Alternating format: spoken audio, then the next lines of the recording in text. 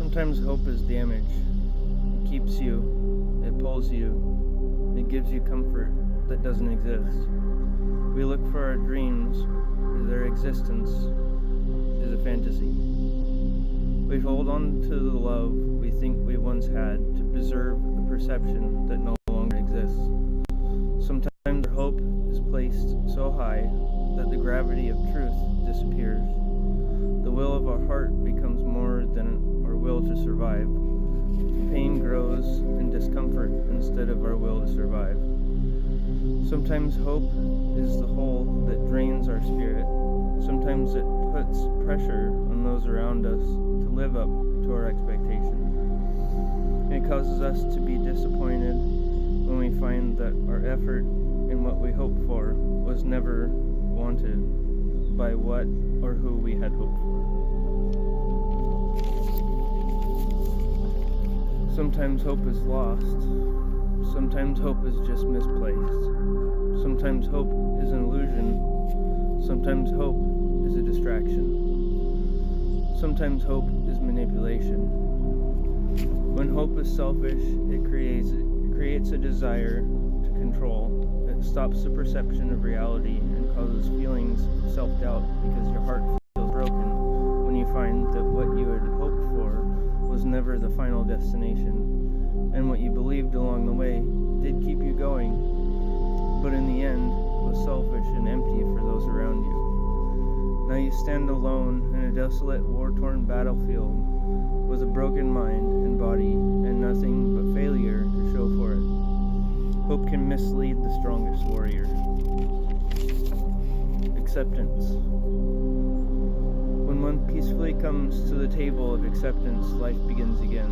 They stop expecting things or people to go their way. The overthinking stops, and they can start to rebuild respectfully. When acceptance becomes the focus, the heartache begins to fade, because the type of hope returns that lights up the darkness. Letting go of things you had hoped for sometimes opens the door for a more hopeful future based on reality instead of desire. The desire of Jesus is perfect and does not require any hope, only full-hearted acceptance.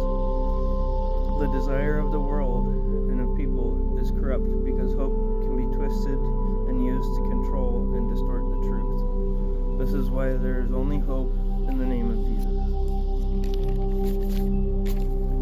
Hope binds us to the ways and desires of this world.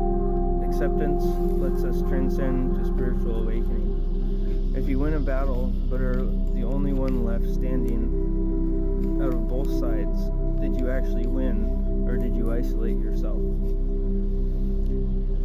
When you surrender your hope to acceptance, reality, not delusion or injustice, you free your mind and spirit from a battle that only kills and destroys. You let the light of love and acceptance back in. Your frustration, hate, pain, and sadness begins to fade when you let reality come through acceptance.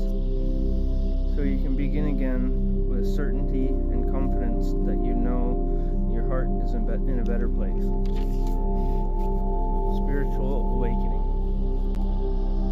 Spiritual awakening does not come through hope and desire. It comes through acceptance of reality and the ability to see the truth for what it is. When we accept things for what they are, we surrender our battle to God. We accept His plan for our lives and stop running endless laps just to feel empty and exhausted.